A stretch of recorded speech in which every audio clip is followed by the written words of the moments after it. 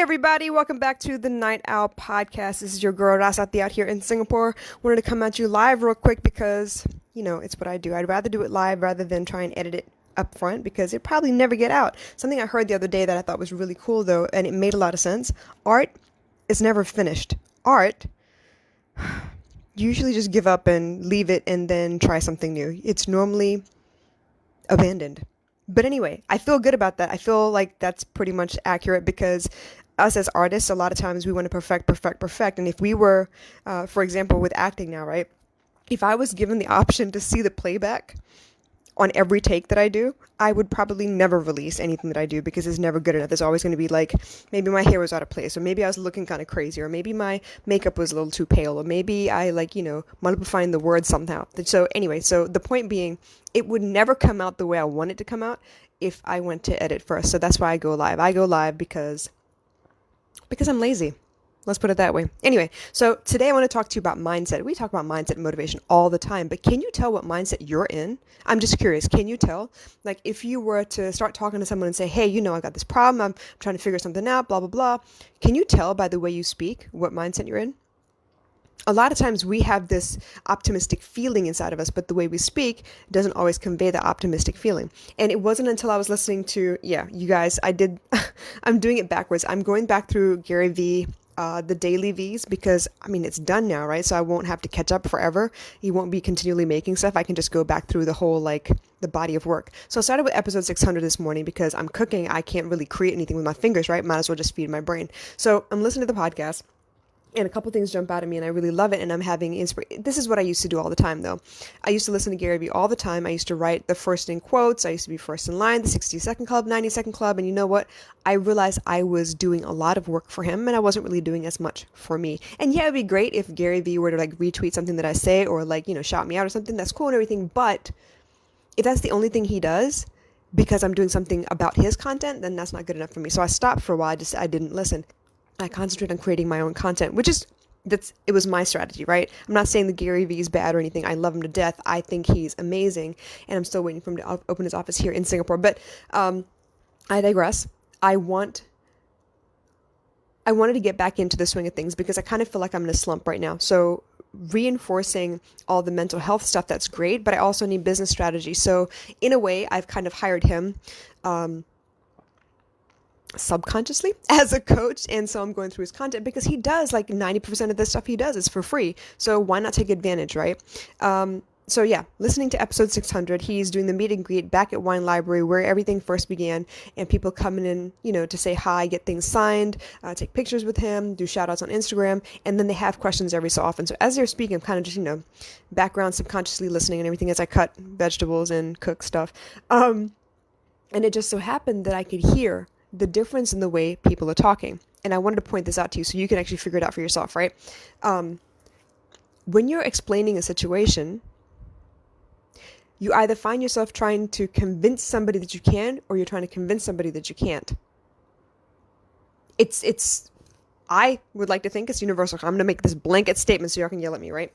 I feel like when you explain something to somebody, you're either trying to convince them you can, or you convince them that you can't. And that in itself is going to tell you what your mindset is. Are you in a growth mindset that you're going to pull out all the stops and do whatever you can? You're going to find a solution every chance you get? Or are you in a stagnant, fearful comfort zone mindset because you're trying to convince the other person that there's no way you can get this done? There are too many obstacles. That's what I want to put out there. Y'all marinate on that for a second, because I'm going to give you a couple examples. This is going to be across the board in whatever situation you've got going on, right? So in business, obviously, when you have that one harebrained idea and you're like, oh my God, this could work. I could totally make beanies for dogs. And I definitely heard that on Gary Vee somewhere. Somebody made beanies for dogs. And they were like, oh my gosh, I could totally do this. And can you imagine the amount of convincing he'd have to tell people that, there's a market for this? He'd have to convince people that there is a market. And at some point, he'd have to go do the research and find that there really is a market. And eventually, he'd have to product test. He'd have to make sure that, there was a size that fit most dogs, that wasn't uncomfortable, that didn't really hamper their ears, whatever the case may be. I'm just spitballing. I have no idea right now. But the point being that all he needed was one excuse to do it, and he ran with it. So that is a growth mindset to me, right? On the flip side, there are those of us who have started businesses and we're trying. And sometimes, and I'm gonna be very honest, I've started network marketing businesses so many times, MLMs, whatever. And I have been foolish enough to say out loud that, oh yeah, that doesn't work because it's a scam, and that doesn't work because it's a pyramid, and that doesn't work because, knowing full well, even though I didn't admit it at the time, knowing full well that I wasn't doing exactly what they told me to do, the way they told me to do it, because I thought I knew better, that I could do it my way. And so, of course, I failed. So people will lay out the entire plan and tell you, do this in this order, and you'll be fine. And most of us would be like, all right, maybe step 1 is good, and maybe step 3 and 4, I'm going to skip 5 because that doesn't relate to me. And of course, missing steps because they've laid it out for you is going to mean that you don't really succeed. So I used to find a problem for every solution that people had. People would come, if I would explain that, this is my situation, I'm having trouble or whatever, people's first instinct is to, oh, let me give you a solution for that. Oh, well, how about you think about it this way? Oh, well, maybe you could try this instead. And yeah, that's great. It's very sweet and supportive. But if you're already in a comfort zone mindset, if you've already convinced yourself it's not going to work, you're not going to hear none of that. You're going to come up with another problem that they need to solve. Because, okay, well, you fix this, but what about this then? Well, I mean, yeah, I could do that, but then what about this then? You're going to have a problem for every solution. So that's in business. Let's talk about relationships, shall we? You ever fall for the bad guy? And I don't know, maybe it's because people say don't do it, so you did it. And you want really badly for it to work, so you will grasp at any straw to convince yourself that this is a sign from the universe, and this is the guy I'm meant to be with, and oh my God, the twin flames and the soulmates and all the oracle card readings, blah, blah, blah. You're going to convince yourself this is the one. I'm going to tell you, I did that. I saw all the red signs.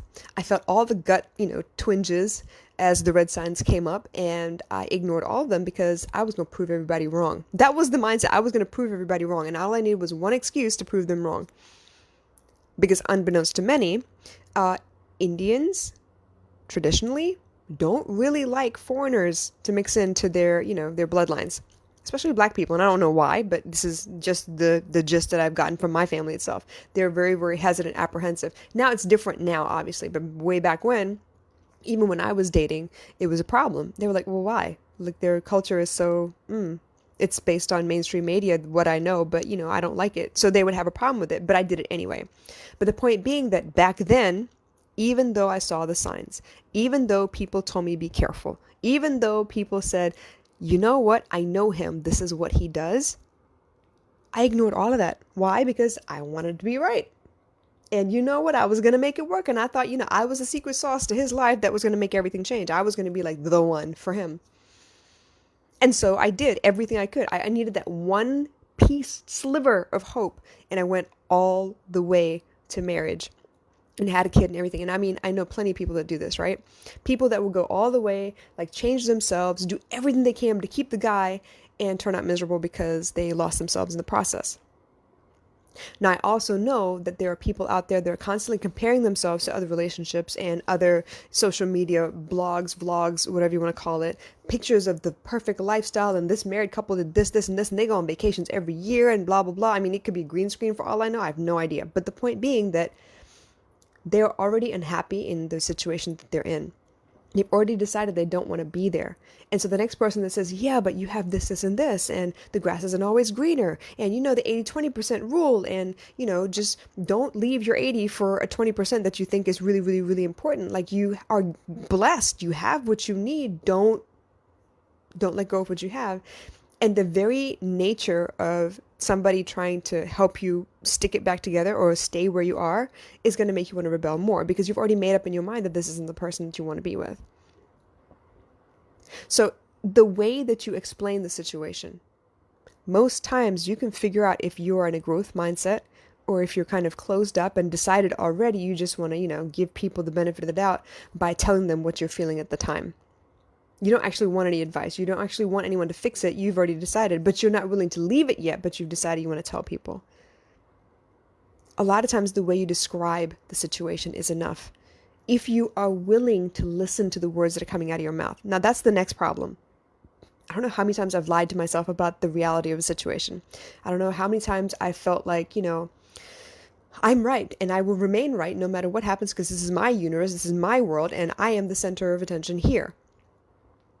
Even though I go to my brother for advice, there are very, very few people. I mean, it's not even a few people. It's one person in the entire universe that I trust to tell me what's what in my life. And if he starts telling me that I'm wrong, the first thing that usually happens is I fight him and I will cuss him out and hang up the phone and I will stop speaking to him for a while. But you know what? He's already planted that seed. It's still running in my mind. And give me about 24 hours and I will guaranteed call him back much more calm than before. And we will discuss what the hell he just told me. And how dare he have the nerve to tell me that. The truth is very simple. How you feel about the truth is what matters in your world, in your universe. A lot of times people will say, how do I fix this? How do I stay in this marriage? How do I, it's hard. Of course it's hard. It's meant to be hard. If it was easy, everybody would be doing it. There'd be no problems. We wouldn't need relationship counselors. We wouldn't need, financial counselors or business. We wouldn't need none of that stuff. We'd know what to do automatically. The point is, we're trying to remember who we are. We're trying to remember what matters to us and learn more about ourselves than we are about the world around us. School is great. They teach us about the world around us. I wish there was a component to that, though, that taught you more about listening to understand yourself. I used to have this dream of creating like a nanobot or something that you could insert into your body at birth so it could monitor all of your hormone levels, your amino acid levels, blood pressure, like all of that. That way you have a baseline measure, because if we wait until we're sick to go to the doctor, how is the doctor supposed to know what's normal and what's not normal for you? Now, the amount of times I had to go to doctor's visits for the baby when I was pregnant, that means, I was 30 years old at that point, right? It was then that I realized that, hey, my veins are really small and they roll. Because they roll, it's easier for me to tell you once I get to the hospital that you're not going to want to try and grab a vein in my elbow, like the inside of my elbow. You're going to want to go in the back of my hand, because that's how bad my veins are. I wouldn't know to be able to tell you that my basal body temperature is actually lower than normal, just off the bat. So for me, a fever would start more at 98 degrees, 97.5 to 98 degrees, because my body temperature is lower than normal. My blood pressure is lower than normal, just on a general basis. But I didn't know all those things until I started taking measurements regularly. And that was when I was pregnant too. So for my blood pressure to be low when I'm pregnant, can you imagine how low it is when I'm not pregnant? Like, my body is providing for two bodies at that time. So I thought it would be really great for me to be able to invent something. It was imagination and all that. I don't have the capacity to do that at the moment. But to create something where people have to monitor their bodies on a daily basis so they know what is normal and what is not. For those of us who are very, very sensitive, you can tell if suddenly you smell different or not. You can tell if suddenly, you ate a food and you're coughing up mucus as soon as you finish it, because that means something is wrong. It doesn't really agree with your body. It's creating inflammation. Mucus is created inside your body to battle inflammation. So if something you eat causes inflammation in your body that's specific to you, you need to be able to tell right away. It wasn't until I started noticing that topical medicines would not help my acne that I went inside. Gut health, man. All the way, gut health. And I realized that as much as I love peanut butter, I probably shouldn't eat it because it causes breakouts for me. I had to start all over again and learn who I was. And in that same vein, I'm telling you, listen to the way you speak about situations. You already know what you've decided. You don't need any clarification. You don't need any justification. You don't need anyone to pat you on your back and say, yes, this is the right decision. You don't. You've already decided. Your feelings have already given you like the green light. Hey, this doesn't feel good. Get away from it. This feels good. Go towards it. If nothing else, till my dying breath, I will do my best to educate people on how to learn more about themselves. Because the path to enlightenment is to understand that you are just here to observe. That you are not the body, you are not the mind, you are the immortal self, and you are here on this earth to observe and remember who you are. And in the process of all that, obviously there's tons of drama, but in the process of all that, you shining your light as brightly as you possibly can gives other people to do this, the other people the permission to do the same. I missed a word. You see that? You be you, the best way you know how. And once you know better, do better. Don't mimic J-Lo although I'd like to. Don't dress like Eva Longoria, although I'd like to. Don't speak like, who? Oh my gosh, she has a gorgeous voice. Charlize Theron. You have your voice, you have your look, you have your identity here. You were created this specific way for a reason. Yes, you've had a great many experiences in your life. There are so many things that affect the way you decide to do things, why you decide to do things, the way you feel about certain things. But in the end, they are unique to you. And if you were to do the disservice of pretending to be somebody else or imitating somebody else, yes, imitation is the best form of flattery and all that, great. But you're you and nobody can be you. And if you just learn who you are and you own who you are, the easier your life gets, the less you need other people to like your decisions. You liking them would be plenty. Honestly, it took me forever to get here. And you know what? I am pleased with my life currently. I'm not saying it couldn't be better, of course, but it also could be worse. I understand. But I'm doing the best I can for me and my daughter every day. And that is enough. That is a fulfilling life to me. So please, pay attention to the words that come out of your mouth. Pay attention to the way you explain what you're doing to somebody. Maybe you have a new project you're working on. You're actually really excited. And you find yourself trying to convince the other person that this is a good idea. You don't have to convince them that it's a good idea. If you're excited about it, that's plenty. That's enough. That's all you need. Maybe you have a coach that, isn't quite on board with an idea you have. And when you had the idea, you were super excited. You wanted to go, run towards the idea and just hit the ground running, and you did all the paperwork and the back work and all that stuff, and you set up the project, and then you went to tell your coach that, hey, this is what you're doing, and they were less than pleased. Doesn't it kind of suck the air out of your sails? Doesn't it suddenly have you second guessing what's right for you and what's not? And now you're justifying why you're doing these things, and she's giving you every answer for why it shouldn't work. Go with your gut. You know what you want. You know what feels good. You know what makes you nervous. And that's all you really need to know. Obviously, go out there and learn new information. Try and keep up with the times. Technology is just way too fast. I don't know. You guys, they keep saying TikTok, and I'm like, really? Do I have to? Chances are that'll happen too. But the point being, you know deep down in your gut whether this is right for you or not. You know deep down whether that job is good for you or not, whether it's driving you up the wall on a daily basis or not. You know.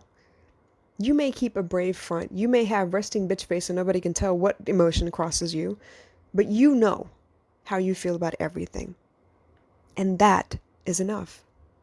So if you want to know what mindset you're in, pay attention to the way you speak. Pay attention to the way you light up about certain topics, and some topics you have monosyllabic answers to. All of that makes sense. Same thing with people. When you see somebody's name flash across your phone screen, you know in that instant, right away, whether you're excited to hear from them or not. You know. You damn well know.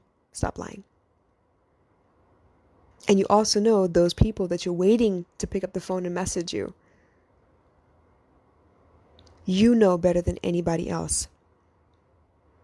Stop looking outside for approval. Trust your gut. I hope this helped you guys. If you have any questions, please drop them in the comments. If you want to talk to me personally, please, I'm encouraging you, please message me. Let's talk. But in the meantime, do what you got to do. Handle your business, and I'll catch you again soon. Bye.